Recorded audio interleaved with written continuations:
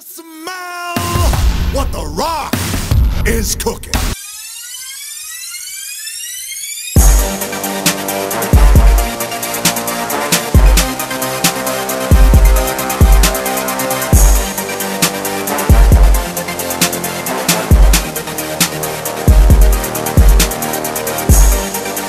Back to Lawnpire, your host DK here. I hope you enjoyed your week. I hope you got a chance to check out last week's episode of Lawnpire, but I'm back at it. Today we're going to talk about pricing and how to get the correct pricing when you're starting your business. The first thing is first, always know your self-worth. What you talking about? What you talking about? What you talking about? What you talking about? Don't ever try to compare what somebody else is doing in the lawn care industry to what your business is going to, how you guys are going to make profit. The bottom line, you guys have always heard me talk about this on various shows like Lawn Code. So basically the bottom line, you're always worried about the dollar bill, right? You're always trying to make sure of what's going out, what's coming in, whether that be gas, the oil, and things of that nature you need for equipment, what you have to pay to your workers, things of that nature. The sweat equity. A lot of people, you never really hear them talk about sweat equity. But understand it this way when I'm talking about sweat equity. I'm talking about in terms of producing a convenience for your lawn care customer. Think about it this way, guys. They're not going to be the ones buying the product. They're not going to be the ones sweating in the heat, doing the work. So you got to pay yourself accordingly for that, all right? So here's a big tip that I always do in terms of pricing.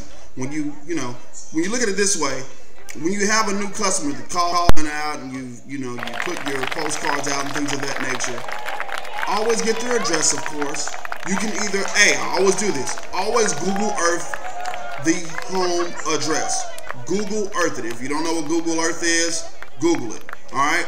Once you get that address, right, go ahead and go to the property before you ever even meet the customer. Remember that. Always go to the customer's property before you ever meet them. So, you just got to remember, in terms of pricing, always know your self-worth. And then, some of us who've been out here, veterans, basically what I'm saying. Some of us vets out here who've been doing this so long, you have an eye for a property, and you know how much to charge that person. And let's just take landscaping out of the equation, right? And let's just say it's just a regular mow, blow, and edge and stuff like that. And then of course you got to factor in the customers that I don't need to get edged. I just need. Really, you don't even want no customers like that. But if you want all the customers because you want to be super lawn guy, then take those customers too. But that's another story in itself. But I'm talking about that regular customer who's always going to, right? That's the customer I'm talking about when we're talking about pricing. So in terms of price, I have an eye for the lawn. If you're doing townhomes and it's a small yard, it's less than 5,000 square feet that it sits on, or even smaller than that, you've got to know. You guys have seen the lot that my home sits on. Not very large at all. So why are you going to price yourself out of that subdivision? Guess what? Think, son, think. All right. So just keep that in mind. Don't go in a neighborhood. You don't know, what the other lawn care guys are pricing, or what they've priced in previous years. And there you go. You go ahead and shot yourself in the foot because you're charging 50. While the other guys are at 30, and you're thinking, oh yeah, I'm so high and mighty, I can charge 50 because my work looks so much better than the other guys. When really at the end of the day, you're on the low totem pole for a lot of these lawn care clients, and they're just wanting to get their grass cut for as low as they can get it. Because they really don't want to have to deal with it, but at the same token, they don't want to have to spend a whole bunch of money on it.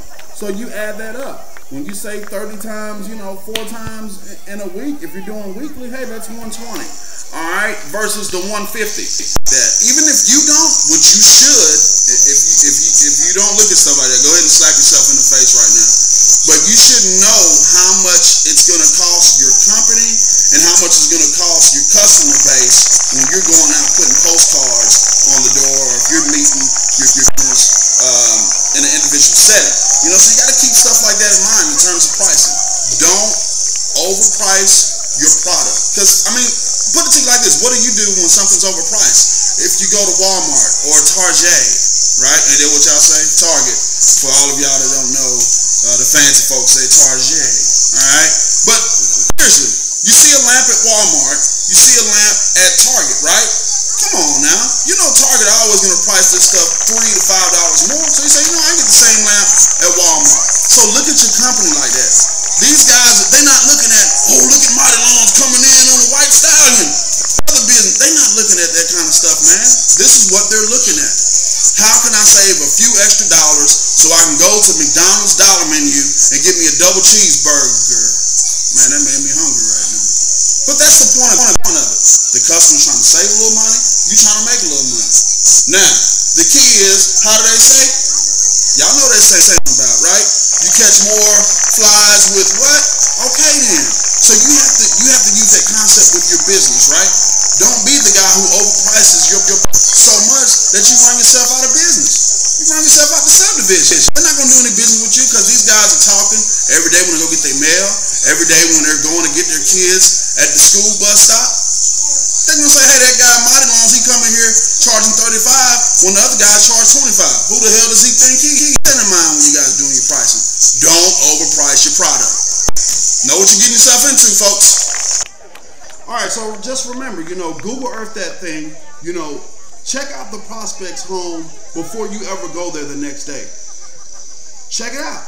Alright, now, when you get there the next day, right, you already have an idea in your head. How large the home is, how long it's going to take you to do a property, how many workers you're going to have to bring out to the site. Because, right, every job is not going to be the same. Like where I live in my subdivision. This subdivision, when we do landscaping projects, they're not the same as the ones that we have in our stateside subdivisions, right? So when you go do your proposal, money you're going to spend, how long it's going to take you to get product, how many workers you're going to have, and also, like I said before, that it takes. That's sweat equity. If you think, I'm going to price this thing for about 3 hours, it might take 5 hours, right? So think about those type of things. And then when you're on the site with that customer, always have, your pen and pad ready to go, ready to give them that estimate. Have your estimate sheets. You've seen this on my other shows. Have your estimate sheets ready to go so you can give them that quote right then and there. You never want to have to go back and say, all right, I'll give you a call back with the quote, or all right, we'll mail you the quote. Go ahead and hand them the quote right then and there. What you talking about, Willis? Gotta do your homework, folks. Do your homework before you ever get out to the property, and all you're doing, it's almost like a quiz. Now here comes the test. So since you've already had a great quiz, you've already prepped yourself, when you meet the client, it's a piece of cake. And then remember, confidence is key. Have confidence. Alright? Know what you're talking about. Just like, when I talk about confidence, think about the jobs that you've had in the past. You've always had to do research, so that way when you do your PowerPoint on Monday morning for the boss, right? You don't want to get fired, right? So don't slight yourself in your business. Okay? Please never slight yourself. That's why you always hear me talk about self-worth. Always know your self-worth. Always. Okay? So guys, when you go out there to these job sites, know your self-worth. Know your pricing ahead of time. Alright? And confidence is key.